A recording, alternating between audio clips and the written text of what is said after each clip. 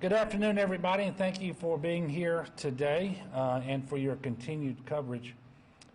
As they should be, all eyes are on Hurricane Delta.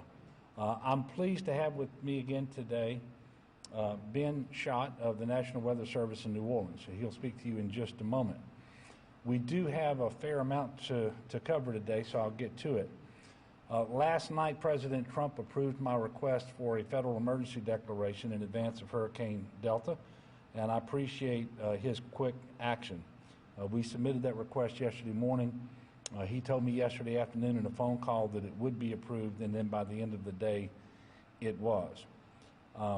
This is a big help for us to get in the best possible shape in advance of the storm, securing the knowledge that our federal partners are standing with us, and that we have the available resources and know that we're going to be sharing in the expenses as well. Unfortunately, Hurricane Delta is expected to make landfall in Southwest Louisiana early tomorrow evening as a Category 2 hurricane, and very, very close to the exact location that Hurricane Laura made landfall just over a month ago. Unlike Laura, there are several differences, and Ben's going to get into this more later. But as it approaches our coast, Hurricane Delta is forecasted to be weakening rather than strengthening, and it's going to be a storm that moves faster. And it should be moving in a northeasterly direction rather than a due north direction. Having said that, it is very clear that Southwest Louisiana is going to get more of a punch from this than we would like to see for sure, because we're still trying to recover from Hurricane Laura. So at this time, I'm going to ask Ben to come up, go over the details like we did yesterday. If you would ask questions of Ben if you have them, while he's at the podium, and then I'll come back up whenever he's finished to go through the rest of the prepared remarks.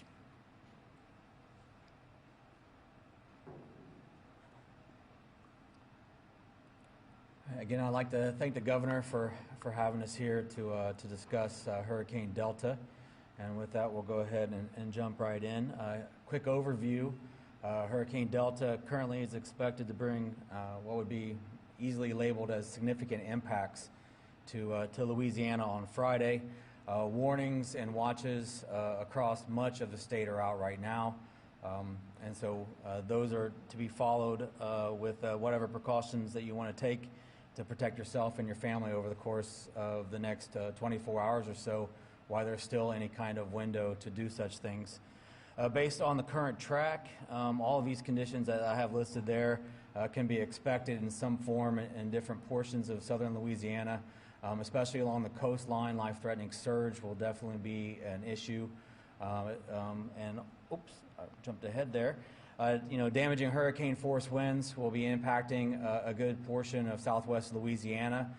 We will have heavy rainfall and some bands that will set up, so there'll be some areas with isolated flash flooding and possible river flooding on the other side of that. And then with any kind of landfalling tropical system, the possibility of tornadoes are there. So I'll kind of start off with the track that popped up just a second ago. And as you can see, at this current time, Delta is right in the center of the Gulf of Mexico and is currently strengthening. If you were to look at it on the satellite right now, you would see that it has a developing eye, and it's doing all the things that a hurricane would do if you're going to see a gradual, slow increase in strength, which is what we're seeing right now with it. It is expected to be a major hurricane as we wake up Friday morning, and so we are expecting it to reach a Category 3 level by 7 a.m. on Friday morning. And the last thing that I want to hit is that last bullet that's there, and impacts can and will happen outside of the cone. I know at times we tell people to not focus on the cone, not focus on the center line, and sometimes it adds confusion, like, well, shouldn't that be the worst place where impacts are going to be? And in some instances that is true, but understand the cone says that 66% of the time the center of the storm is inside that cone.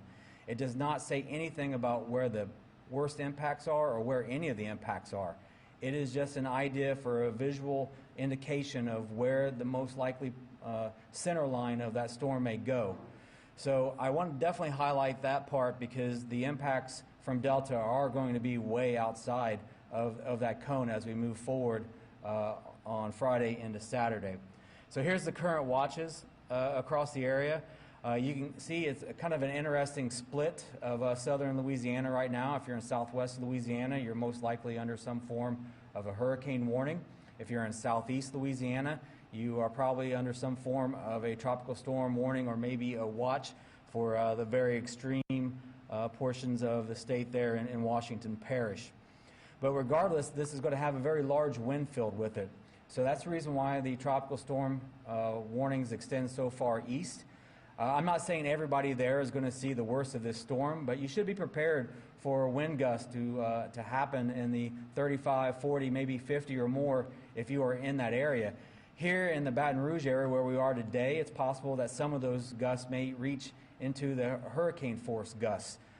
They would not be an all-day event with that, but it's possible. So I bring this up that just because, again, you're not in the center line of the storm, which right now is mainly across southwest Louisiana, and I'll talk a little bit more about the threats there. I want folks outside of that area to understand that it's still possible for tree limbs to come down, some power outages in places, rotted old trees being pushed over, as well as some of the other threats that I'll hit on as we move through.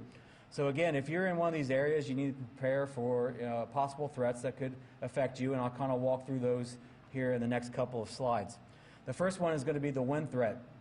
Everywhere you see that darker purple color, that is an extreme threat area where wind gusts could exceed 110 miles per hour. So if you are anywhere basically from Lake Charles over to Lafayette up towards Alexandria, understand that you are going to have some likelihood of significant wind damage. Now you see that the purple doesn't extend all the way up to Alexandria and it moves into the red. The red is basically hurricane force winds up to about 110 miles per hour. So again, there is the possibility for a large portion of southwest Louisiana to have extensive wind damage. And as the governor's already mentioned, this is an area that's already been heavily affected. So with that, any debris left out will be more likelihood for missiles that could be thrown around with the wind, could also help break open windows, which could also, at that point, then help lift roofs. There's all sorts of things that, with this scenario that makes this a worst-case situation for any of the portions of the state where landfall could be possible. If you are anywhere in that orange area there, it's possible that you will see anywhere from strong tropical storm force gusts to right on the borderline of hurricane force. So I mentioned that earlier with the Baton Rouge area. You can see they're right in the middle of that orange. So it's still something that even here in Baton Rouge, you're going to see some significant impacts possible with tree limbs, trees down. It's not just located just in southwest Louisiana, and it may be still a little breezy even in the far eastern portions of the state if you're over on the North Shore or the South Shore over near the New Orleans area. The next significant impact that I'd like to discuss is storm surge. Storm surge is one that's usually one of the greater killers when it comes for hurricane landfall. It's one that we're well aware of here in the state of Louisiana, especially after going through a number of storms over the course of this year. If you are in any of the areas that you see there in the purple, that is life-threatening storm surge. So basically right now that will extend through a large portion from about Morgan City over into Vermilion Bay. If you are in those areas, you can expect anywhere from 7 to 11 feet, definitely life-threatening storm surge. As you move a little bit to the west from the Vermilion Bay area, you work your way over towards the Rockefeller Wildlife area there. That portion there would see somewhere between 4 to 7, 4 to 8 feet. As you move a little bit towards Calcasieu Pass and you get into Lake Charles area there, anywhere from 4 to 6, maybe 7 feet possible in surge. And then as you continue to work your way over to the state line, that'll come down a foot or two. You'll notice there's even possibility for surge. Again, this is a large storm. It's going to have a very large wind field that extends out 140 miles from its center. And so you'll even have surge across portions of southeast Louisiana, though it won't be as a significant impact that we're going to see most likely from the Morgan City area across over to the wildlife refuge there at Rockefeller. But again, wide-reaching impacts well away from the center. It won't be something that will happen just in a very narrow area where it makes landfall. Rainfall is not the #1 threat, but it can be a killer as well. If we see significant rainfall fall over the same areas with large bands setting up and not moving for a couple hours, it's not impossible to see 3-4 inches of rain an hour for a couple hours, and you can easily achieve the 6 to 10 inches of rain that it shows there and locally higher amounts. So because of that, flash flooding will definitely be a threat. This storm is going to hit in the evening, moving into the overnight hours. It's going to be dark outside. I mentioned this yesterday, and I'll mention it again today.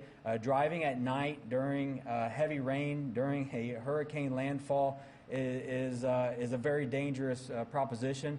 I highly recommend once the storm hits, you stay where you're at to try to move about. You don't know if that roadway is still there, if it's been possibly maybe washed out, depending on how much rain has fallen. You don't know how deep that water is, and you don't know if the water is moving at a significant pace that could actually pick up all vehicles. It doesn't really matter whether you're in a car or a large truck. All that stuff can be picked up and floated with just anywhere from 12 to 18 inches of water. It does not take a lot, even for the biggest of pickup trucks, for them to be floated and moved off the roadway. So again, this may not be the #1 threat, but if anyone's thinking about trying to move about during the late night hours, Friday and the Saturday during the heart of the storm, understand this will be something, if you're in that red area, that could be an unfortunate killer for anyone who tries to move about during the heart of the storm. So quick takeaways with this is Delta is going to be a strong hurricane when it reaches the state of Louisiana. We're going to see the full palette of threats, whether it be high winds, damaging winds, structural damage, whether it be the heavy rainfall and flooding, or the storm surge on the coast. And with that, with every landfalling system that's possible also for tornadoes, those tend to be more on the eastern side of the system, so that could be something from the central portion of the state over into southeast Louisiana is where that threat would exist Friday night into Saturday morning. So with that, the last point there I'd like to mention is the last bullet there. And we're highly confident of this track at this point. It's really not that far from being here, and all the modeling is showing that Southwest Louisiana is the most likely spot for this to arrive. Is it possible that there could be a small jog of 20-30 miles one way or another? Yes. We saw the same thing with Laura. Laura made a small jog to the east just as it was approaching the shore, and we could see something like that here. So which is why I give kind of a little area, the most likely landfall between Lake Charles and Lafayette. And if you're anywhere there or down towards the coast, that is the most likely area to see the very significant impacts from Delta on Friday night into the day on Saturday. Again, this is going to be a very fast-moving storm, moving at 15 to 17 miles per hour, and it should exit the state by the time we get into Saturday morning or Saturday afternoon. And at that point, we'll start to be seeing improving conditions across the area, so recovery or other efforts can maybe step in at that point. So with that, I'll wrap up my portion and open it up to any questions.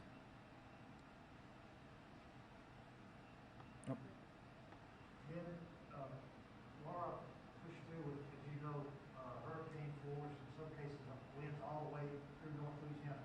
As this goes through Alexandria and the Monroe regions, what kind of wind levels can those regions see from this weakening storm?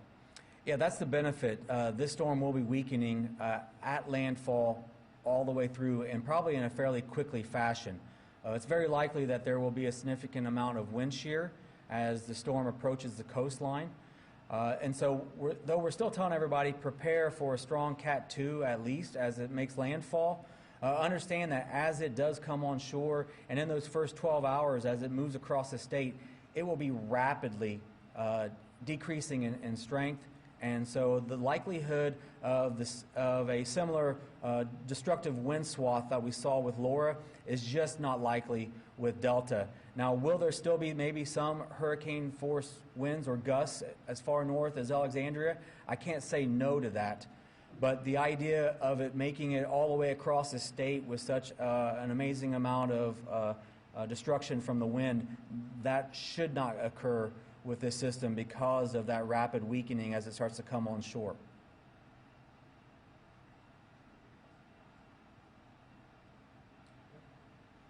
All right. Thank you very much.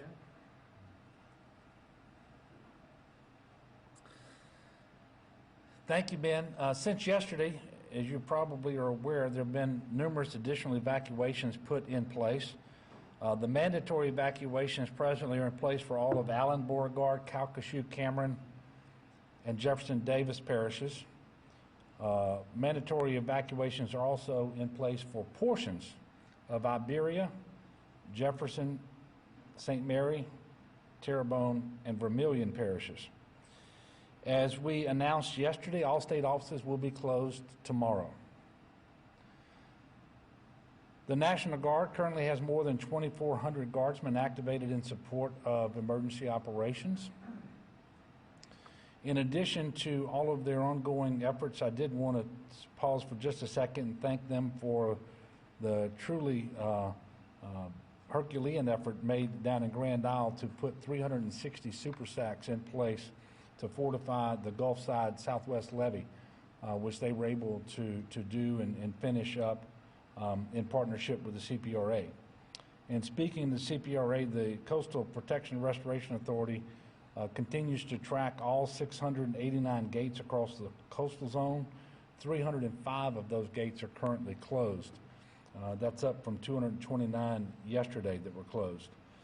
Based on the current storm track and the overall forecast, we anticipate only operating a portion of the hurricane risk reduction system in the New Orleans area, but there will likely be a full operation of the Morganza to the Gulf levee system, which protects Terrebonne and Lafourche parishes.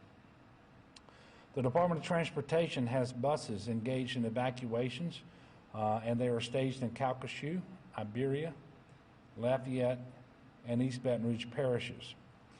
The Cameron Ferry service will be halted at 11 a.m. Well, I guess it was halted at 11 a.m. earlier today, and tolls have been temporarily suspended on LA1 in Leeville.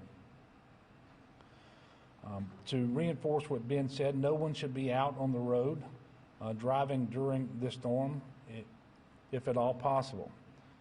If for some reason you do have to venture out, don't drive through water standing in the road. And you can get updates on road conditions and closures by going to 511la.org. We'd ask you to please be very cautious about down power lines. All of those lines should be assumed to be live and charged with electricity. And all of these types of hurricanes do bring power outages, and certainly we expect to experience those with Hurricane Delta. Anyone needing shelter with respect to this storm should follow the guidance of local officials and their local Office of Emergency Preparedness. For the most up-to-date shelter information, you can also call 211, or you can text LA Shelter to 898-211. As of this morning, 6,679 people were being sheltered in Louisiana. The vast majority of those continue to be sheltered from Hurricane Laura. I know everybody's focused on Hurricane Delta, but as you know, the proclamation ends tomorrow on COVID-19, and I told you we would give you information today about what the executive order will do tomorrow. And a short while ago, I signed an executive order that will keep Louisiana in Phase 3 until November the 6th. As I mentioned last month, when we went into Phase 3, with the generally applicable 75% capacity across many venue types, there just isn't a lot further to go in terms of loosening restrictions before we are fully back to normal.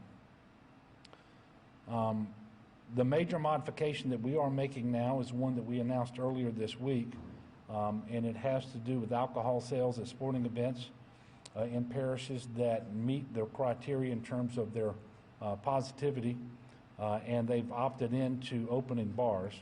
And so we're going to allow alcohol sales at sporting events subject to the same types of restrictions. And that will be, there'll be a cutoff time during the day, but also individuals are not going to be allowed to congregate. They should be seated and so forth. By the way, as of this morning, 40 parishes have met the positivity rates necessary to qualify to opt in to have bars open for on-premises consumption. I believe 27 parishes of the 40 had in fact opted in. Otherwise, phase 3 will remain the same through November the 6th. We're going to issue additional guidance from the State Fire Marshal's Office on fairs and festivals, which will allow fairs and festivals to submit a plan for approval. These will be individualized plans, and working with the Department of Health, those plans will be evaluated. No fair festival will be allowed to go forward until further notice, at least, with more than 500 people at any one time. And the reason is quite simple. Unlike a ticketed event where you have assigned seating and you can assure that for the vast majority of time that people are present, they are physically distancing, that's just not the way fairs and festivals work. And what we're trying to avoid is a mass spread event here in Louisiana. I will tell you that the data continues to be encouraging in terms of positivity, cases, hospitalizations, and so forth. But it is also true that over the last week to 10 days, we have inched up in positivity from around 4.4% to 4.7%, and hospitalizations have increased 3 of the last 4 days. And it's not a drastic increase. I think we have about 46 more people in the hospital today with COVID-19 than we did coming out of the weekend. But generally speaking, the state is improved over what was the case just several weeks ago. And I am very mindful and appreciative of the fact that it's because of the work being done by the people of Louisiana. And I will tell you, your efforts to follow the restrictions and mitigation measures are the reason why that we continue to do better. It's your hard work to slow the spread by wearing masks, by social distancing when you're with people who are not part of your immediate household, washing your hands, staying home when you're sick, sanitizing your business. All of this really amounts to saving lives. And the progress that we have made and continue to make is because of these restrictions. And it's human nature to think, well, then every time we're doing better, we ought to shed the restrictions. But at some point you can't, because you know there just isn't much further to go before, or at least until, that vaccine is widely available and administered and we can get closer to normal. So we need to stay the course, keep our case count down, and when it comes to phase 3, that's what we're going to do. And for those of you who are wondering, all the mitigation measures that are in place were those recommended by the White House Coronavirus Task Force. They did recommend this week that we maintain those mitigation measures, and that was the message delivered to me personally by Dr. Deborah Birx when she visited Baton Rouge a couple of weeks ago. And she pointed out to me that the next couple of months are going to be incredibly important, especially as we see the advent of flu season and have time to figure out how significant the flu season will be. It's another opportunity for me to remind people to get their flu shot. It's more important this year than ever before, so even if you typically don't get them, go get your flu shot. I will also remind you that the mitigation measures that work to slow the spread of COVID also work to slow the spread of the flu. And that stands to reason because of the similarities of the way that those illnesses are spread. Today we are reporting 526 new cases on 12,300 new tests. Sadly, we are reporting 5 deaths. Now, I think that number 5 is the lowest number of deaths we've reported in quite some time. And 5 is 5 too many.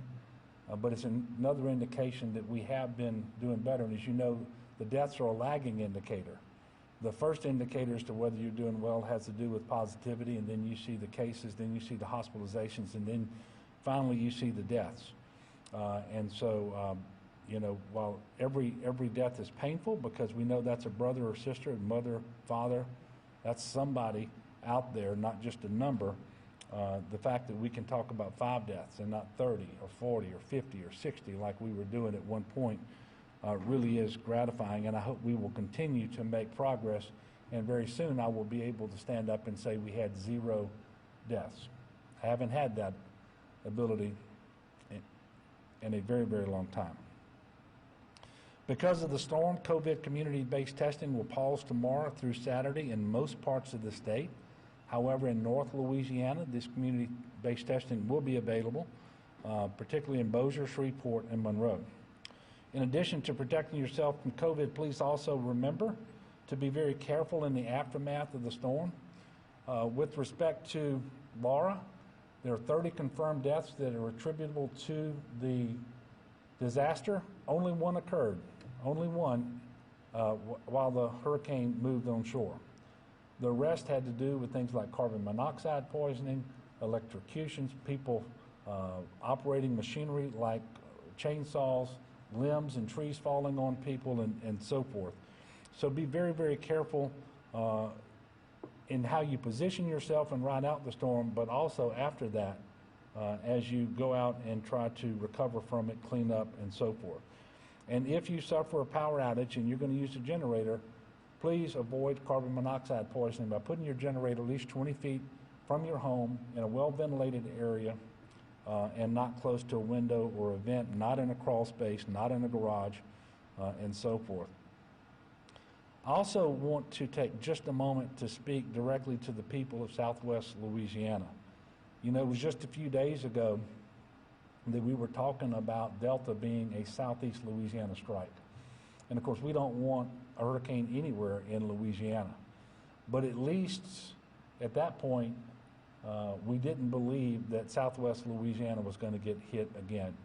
Every subsequent revision of the track has moved the storm further to the west, and now landfall is forecasted in almost exactly the same areas landfall occurred with Hurricane Laura. And we believe that there will be hurricane force winds and storm surge in Southwest Louisiana, in the area of our state that is least prepared to take it. I know that the people all over Louisiana, in particular Southwest Louisiana, are very strong. They're very resilient, they're very faithful, and they're going to be tested here. But I want you to know we're going to do everything we can, working with your local partners, working with our federal partners, to put you in the best possible position to ride this storm out, and then to engage in the response and recovery just as quickly as we possibly can. But you need to finish getting your game plan in order if you haven't done that. Remember, we are in a COVID environment. Go to getagameplan.org. Remember that while we have every intention of getting to you as quickly as possible, should you need rescuing or any other assistance, you should plan as if the first 72 hours is on you. So have that supply kit loaded up as recommended by the getagameplan.org. And through it all, please, as we prepare for the worst, let's pray for the best, and let's join all our prayers together for the safety and protection of everyone. And with that, I will pause and take your questions. Greg. Governor, since yesterday, there have been mandatory evacuations in some populated areas. These 12 hotels that were consolidated to handle those people that were displaced, is that enough to handle a new group or not? Well, you know, I hate to give you this answer. It depends on how many people actually evacuate and need assistance. Now, I want to be very clear. The people in the 12 hotels, almost all of them are Hurricane Laura evacuees. And where we have parishes that are ordering evacuations, they are by and large setting up their own congregant shelters, by the way, with additional spacing for COVID, with the PPE, with all the restrictions in place. But for those individuals who do come to, for example, the mega shelter in Alexandria, we will shelter them there until that shelter is full, and then we will move them to other shelters that we have across North Louisiana. And then in the immediate aftermath of the storm, if they cannot go home, we will be putting them up as quickly as possible in non-congregant sheltering, the hotels. And that's why we appreciate the assistance we've gotten from the federal government, because we know we can do non-congregant sheltering now as a part of our emergency protective measures, and that they're going to participate in that effort with us, and we'll continue to work with the Red Cross. But you never know how many people, especially when it's a voluntary evacuation, how many people are actually going to evacuate. And of those who evacuate, most are going to go to a family or to a friend's home. Others are going to go to a hotel on their own, and so forth. And then you will still have some who need some help. Those are the ones that we typically receive, some of whom drive up and some of whom need transportation. And all of this has to be coordinated. And by the way, I'm glad you asked the question, Greg, because it's a significant point I want to bring up. If you are going to evacuate and shelter with people who are not normally part of your immediate household, which is, I think, by definition what we're talking about, whether they are your relatives, whether they're your best friends, whatever, you need to socially distance in those homes. The vast majority of COVID is spread by people who are related to one another, or people who are close neighbors, or very close friends, and so forth. So be very careful in these homes in this situation, so that we can keep the case count down. Yes, ma'am, Melinda. Doctor, have you proposed that there are a large number of evacuees at this point seeking shelter from these various shelters? And are you concerned that some people aren't choosing to evacuate in order to make a living? Yeah, so I'm always concerned that people in mandatory evacuation areas don't heed that and aren't listening to the local officials. They don't appreciate the gravity of the storm as it approaches. And sometimes these people will appreciate it, but it comes really late when it's kind of dangerous for them to move and so forth. And what we're encouraging people to do is, while there's still time to get into the best possible position, to follow the guidance you're given by your local elected officials, your OEP directors, as to whether you should evacuate, and then they will also have information about sheltering.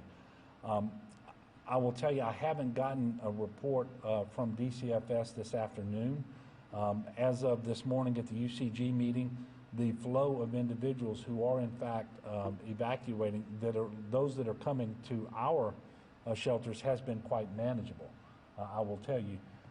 But you all can remember that after Laura, and I hope that this doesn't happen in this case, the number of evacuees that we were sheltering continued to increase for right at 2 weeks. Every night we were sheltering more people than we were the night before. And so, you know, I don't believe we're going to see that with this particular storm, but you never know.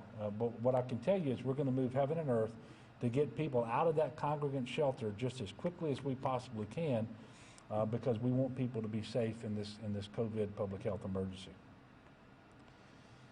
Any other questions? Yes, ma'am. In terms of the phase 3 extension, did you have any conversations with legislators ahead of time about this extension? Obviously, there's been a lot of conversation about lack of communication. Yeah, well, I did personally. I had an opportunity to speak to the Speaker and to the President, showed them much of the same data that I was given by the Office of Public Health.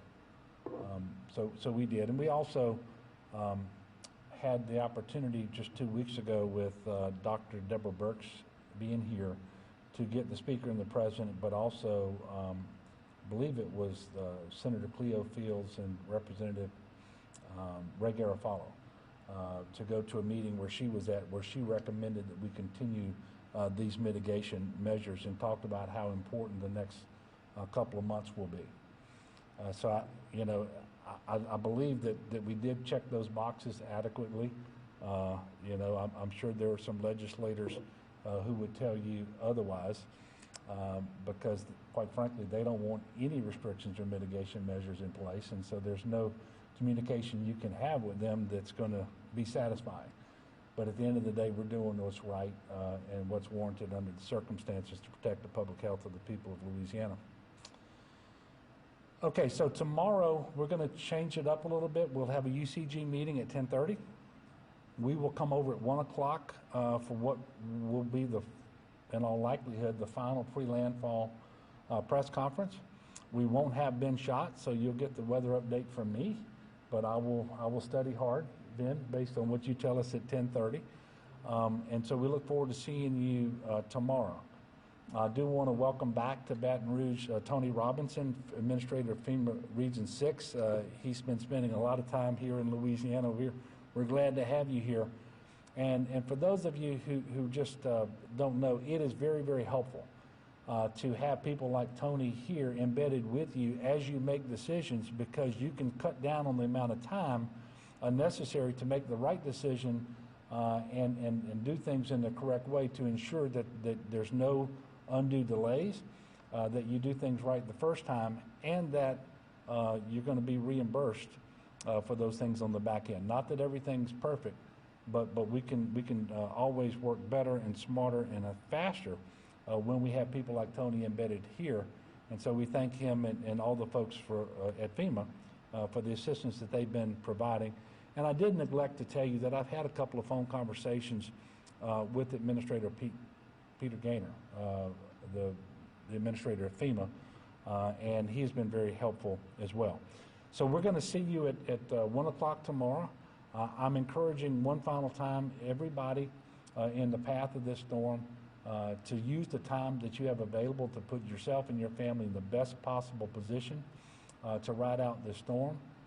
Let's prepare for the worst, and let's continue to pray for the best. And I have all the confidence in the world in the people of Louisiana, in their goodness, their decency, their generosity, their hardworking people, but also, and maybe primarily, in their faith. That if we'll pull together, as we've always done, we're going to get through this, and we will get people's lives right side up again just as soon as possible. So thank you all. I'll see you tomorrow. And thank you, ma'am.